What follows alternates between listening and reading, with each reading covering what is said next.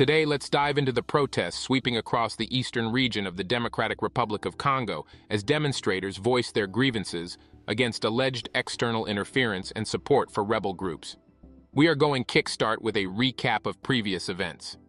In recent years, the Eastern Democratic Republic of Congo has been plagued by conflict and instability, with various rebel groups vying for control of the region's vast mineral resources. One of the most prominent groups to emerge is the M23 movement, largely composed of Tutsi fighters, which has been engaged in fierce battles in the North Kivu province, particularly around the provincial capital, Goma. Accusations of external support for the M23 rebels have been widespread, with Western governments and the United Nations pointing fingers at Rwanda for allegedly backing the group. Despite vehement denials from Kigali, tensions have escalated, exacerbating the humanitarian crisis in the region.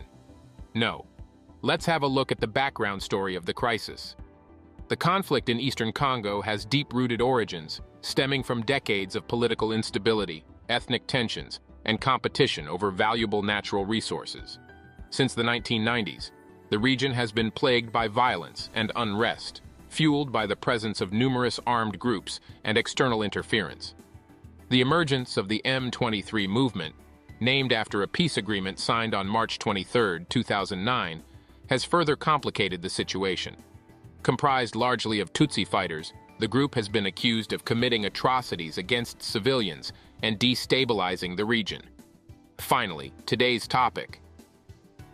In Bukavu, capital of South Kivu province, hundreds of people calmly marched to demand the liberation of parts of neighboring North Kivu occupied by M23 guerrillas, according to AFP reporters.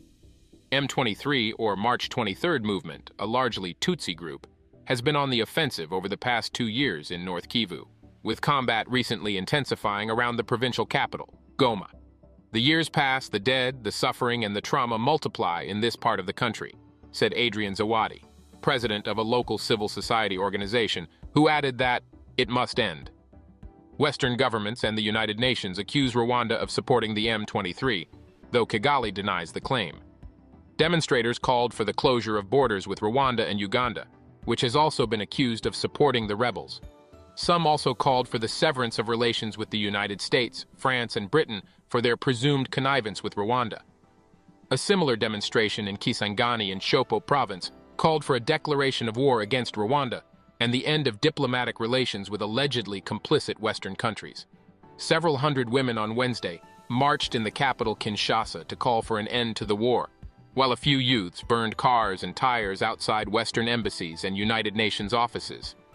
Thank you for watching our coverage of the protests in the Democratic Republic of Congo.